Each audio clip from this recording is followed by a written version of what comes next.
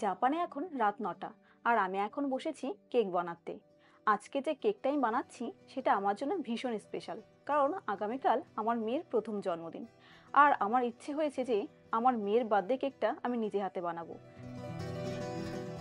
এখানে আমি ৬টা ডিম নিয়েছি আর ডিমের সাদা ও হলুদ অংশটাকে এইভাবে আলাদা করে নিচ্ছি। এরপর সাদা অংশটাকে আমি বিট করে নেব। এখানে আমি ডিমের সাদা অংশকে ২ মিনিট বিট করে নেব। ডিমের সাদা অংশটাকে ২ মিনিট বিট করার পর ঠিক এই রকম ফোমে পরিণত হয়েছে। এইবার ফোমের সাথে ডিমের কুসুমগুলো বিট করে নেব।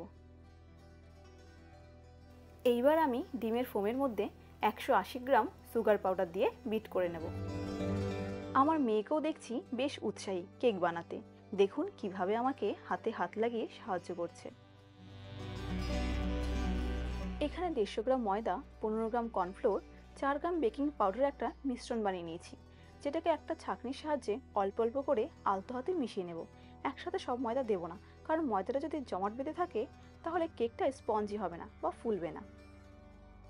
আরেকটি পাত্রে আমি ৫০ ml সাদা তেল, ৪০ ml দুধ আর ৫ ml ভ্যানিলা এসেন্স দিয়ে ভালো করে ফেটিয়ে নেব।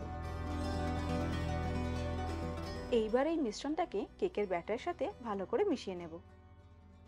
কেকটা আমি রাইস কুকারে বানাবো, তাই সামান্য একটু তেল দিয়ে প্যানটাকে ব্রাশ করে নেব।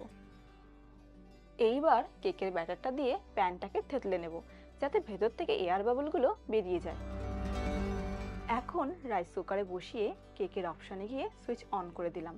কেকটা হতে সময় লাগবে ৪০ মিনিট।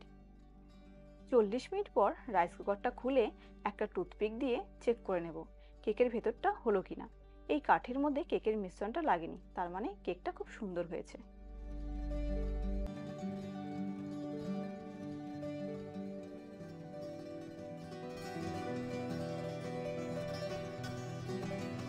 কেকটা ঠান্ডা করে একটা সুতোর সাহায্যে এইভাবে ৩টি স্তরে কেটে নেব।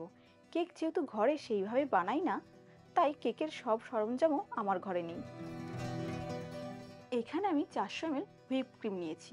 এইবার একটি পাত্রে ক্রিমটাকে বিট করে নেব। এই কেকটাকে আমি স্ট্রবেরি দিয়ে ডেকোরেট করব, তাই স্ট্রবেরিগুলোকে পাতলা করে কেটে নিয়েছি। কেকের ওপরে আমি চিনি গোলা জল দিয়ে তার ওপর ক্রিম লাগিয়ে নেব। এইবার কেটে রাখা স্ট্রবেরিগুলো দিয়ে তার উপর আবার ক্রিমের প্রলেপ দিয়ে দেব। এর ওপর আরেকটা কেকের লেয়ার দিয়ে একইভাবে পুরো কেকটা বানাবো।